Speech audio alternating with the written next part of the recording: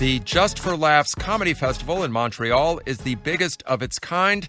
Patton Oswalt, Chris Hardwick, and the new Daily Show host Trevor Noah all were among the comics who performed there last weekend.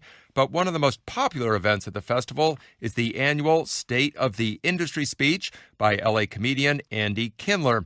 It's basically a critique of what's happening in comedy now and a roast of the biggest names in comedy. Audience and peers love it and hate it for Kindler's brutal honesty.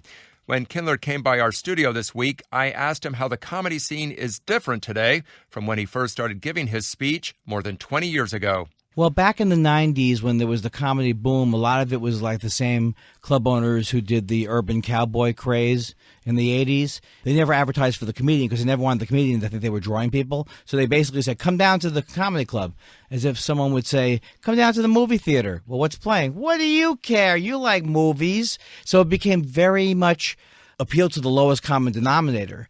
Also, along with just society, like, when Ellen DeGeneres couldn't say she was gay, there's a much bigger climate now where people say they're gay, people say there's not as much problems revealing who you are as there were back then. So for a lot of different reasons, and maybe because things go in cycles, right now, I would say is the most exciting time to be a comic, and such a variety of great comics.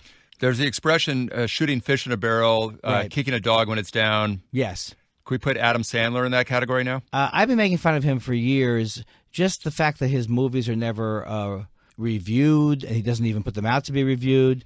And just the fact that, like, the Pixels movie, it did sound like he doesn't listen to a whole pitch. I think that Adam Sandler doesn't even wait till the whole idea is pitched. Okay, it's a video game for the... Yes! The video games come alive. Let's talk about his career. Does it make you a little bit sad that somebody who might have had a little bit of talent, like Adam Sandler, has become so unfunny? Well, I used to be a huge Adam Sandler fan. I loved his stand-up. I loved his stuff on Saturday Night Live. So many times I go after people that on a certain level I feel like could be doing better, but for some reason have decided to go with the money, or who knows, I can't get inside his head. That prompted me because I'd gone from being a big fan to these movies. I couldn't understand them. And the one with the Native American one was where he has the Native Americans walking off the set. Let's listen to what you said about this movie. It may not have been nice that he named the characters, like Beaver Breath is the name of one of the Native Americans. She who squats while peeing, that kind of a joke. And never wears bra. Her breasts are jiggling all around. Who under 12 wouldn't like, who over 4 wouldn't? It's obviously not funny, the names of these characters. Right. I guess when the movie comes out, that Yes. premise will be proved. But what is it about what he's saying that to you might have crossed the line about political correctness? I think it's just a matter of that, the fact that after all these years going after these such obvious jokes about Native Americans, I said that the Native Americans who walked off the set of the movie said they would prefer another genocide. They would prefer once again to be slaughtered by the white man than to stay longer on the set of this movie. Wait, so genocide is funny, but Native American? What you bring up is a very interesting point. It speaks to this whole thing where comics say, anything I say on stage is fine because I'm a comedian.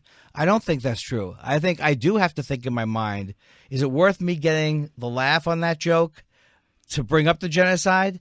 And I think that's always an open question. I was happy with it because I think the movie seems so insulting that it required that kind of response. In your speech, you referred to an article in Deadline Hollywood about how diversity in Hollywood might be keeping white people out of sitcoms. Let's give a little bit of a listen to the clip. What are the white people going to do, was the point of the article. And I got to tell you, there's nothing better than to be a black person in Hollywood. I just sold a show, Black Family Comedy.